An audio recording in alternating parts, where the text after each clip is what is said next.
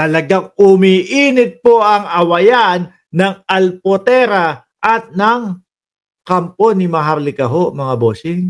Sabi ni Simple Tokis, ang tinde ng sapak ng pusit na BP na yan. Nahilo ako mga bossing.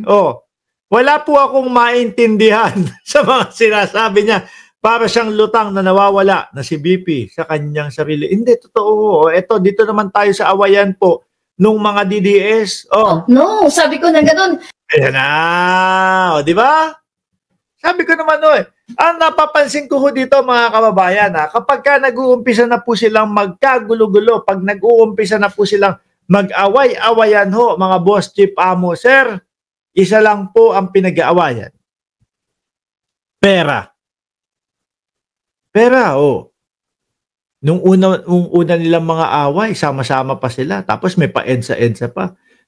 Montakin mo, pagkatapos ng EDSA, nag-aaway na. Meron daw mga pondo na ninakaw daw. Di ba?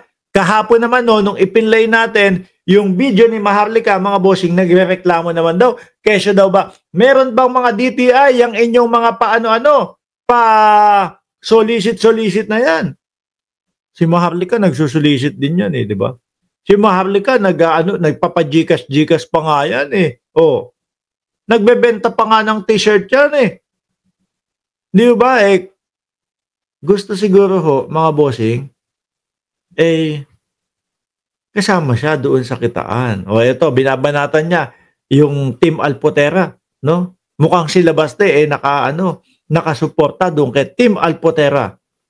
Susunod doon ito, mga mag-aaway-away na din po talaga yan.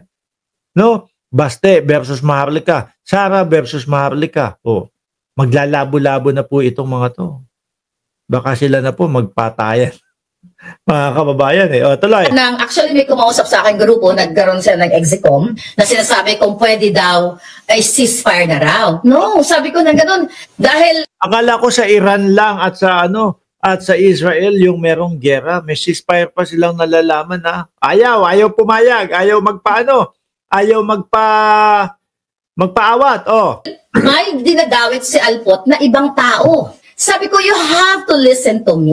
Okay? Doon sa kausap ko. Naimasmasan sila, ang issue dito, hindi private issue ni Pangulong Duterte. Si Alpot na nagpapanggap na para kay Pangulong Duterte. Siya ang bumaboy kay Pangulong Duterte. So ngayon, itong mga tao...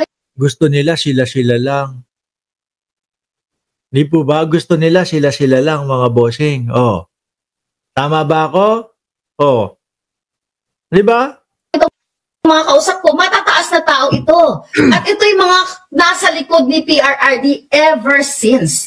So naliwanagan sila, in-explain ko kung ano nangyari sa Hague. In-explain ko at hindi sila makapaniwala doon sa private na yon, moment na yon. Kahit i-deny ni Alpotera, kasi yan ang advice.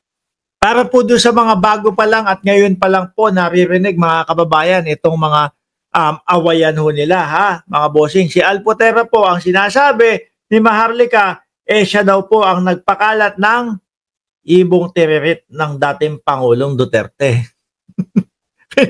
Pinapakalat daw po yung kulubot na tiririt po, mga bossing. Pinag-aagawan na pera ni Digong mismo ng pamilya niya.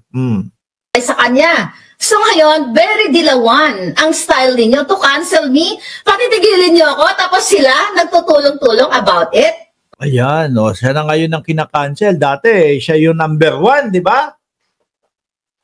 Dati kapag vlog ni Maharlika, naku po, yung mga DDS, puntahan na po doon sa vlog ni Maharlika, mga bossing. Ngayon, siya na ang kinakancel. Sabi ni Ma'am Daisy Almenario, ibong tiririt talaga. kulubot na kasi yun Bakit pa pinagdiskitahan na picturean at ipakalat daw. Yan po ay sabi ni Maharlika, mga boss. Okay? May lumalabas. Ano daw? 75,000 na nag-donate sa akin. Magpakita kayo ng resibo. Kung may nagbigay, ano daw 75K? Pera na naman ho, mga bossing. Di ba? Pera na naman po ang pinag-aawayan, mga kababayan. Diyos ko po. Maglabas kayo ng resibo na may nagbigay sa akin 75K to whoever, panino. Wala silang magawa. Siyempre yung mga ganun, mga pa-Gcash na lang. Tsaka paano paano makakapagbigay? Or kung yung nagbigay man, kaaway niya na ngayon, maglalabas yun. Tapos po, ang gagawin kapag ka nakapaglabas ng resibo, tatahimik lang ho ito. No? Hindi na ho pag-uusapan yun para,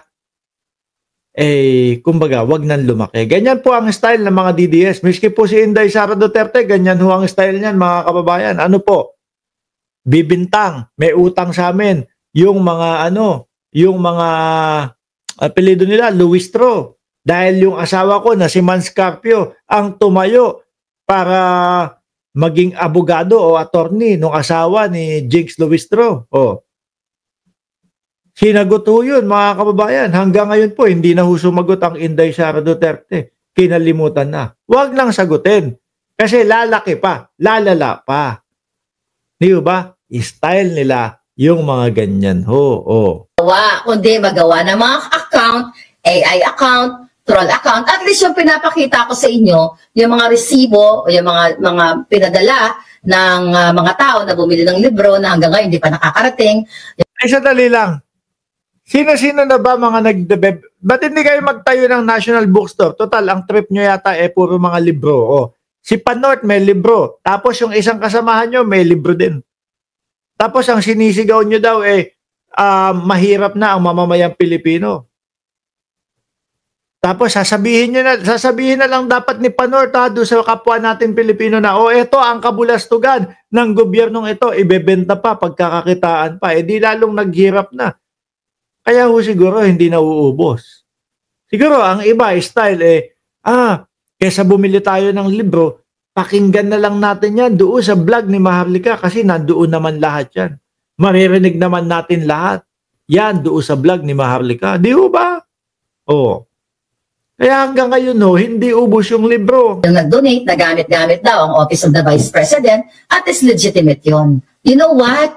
Mga kababayan, wala na pong Sandali. Merong mga pamamalimos na gamit ang Office of the Vice President at legit daw yun? At is legitimate yon. You know what? Mga tao na bumili ng libro. Pinapakita ko sa inyo yung mga resibo o yung mga pinadala ng mga tao na bumili ng libro na hanggang ngayon hindi pa nakakarating. Yung nag-donate, nagamit-gamit daw ang Office of the Vice President. I-analyze ko lang ha. Ang sabi, meron daw pong mga tao na bumili ng libro na nag-donate na hanggang ngayon hindi nakarating. Nagamit-gamit daw po ang Office of the Vice President. Pero legit daw. At is legitimate yon. You know what? Mga kababayan, wala na pong extreme or worse na pwedeng ibato kay Maharlika. Right? Ang mga bangag, si Lisa Tas nagpakalat na pumatay ako. Meron pa. Biruin nyo mga kababayan. Ang grupo nitong mga ito, ang agenda o ang focus o ang gustong mangyari, magulo po ang gobyerno. Pero ano po ang nangyayari ngayon, mga bossing? Baliktad ho. Sila yung kinakarma. Sila po yung nagkakagulo-gulo ngayon, mga bossing. Wala pong wala pong rebat o wala pong resback sa kanila ang ating Pangulo at ang gobyerno ng Pilipinas. Kusa ho. Sila nakakarma. Sila ang nagkakagulo-gulo ho, mga bossing. Nakita niyo naman, di ba? May meron pang pinapalabas, may jowa akong congressman, di ba? Sana all. Lahat na ng kadyutahan ibinintang sa akin. Okay? Lahat na ng kasinungalingan ibinato sa akin. Nag-edit ng AI video na mayroon akong sex scandal. Sino ba nun? Hindi ko alam. Meron siyang ganon. May scandal siya.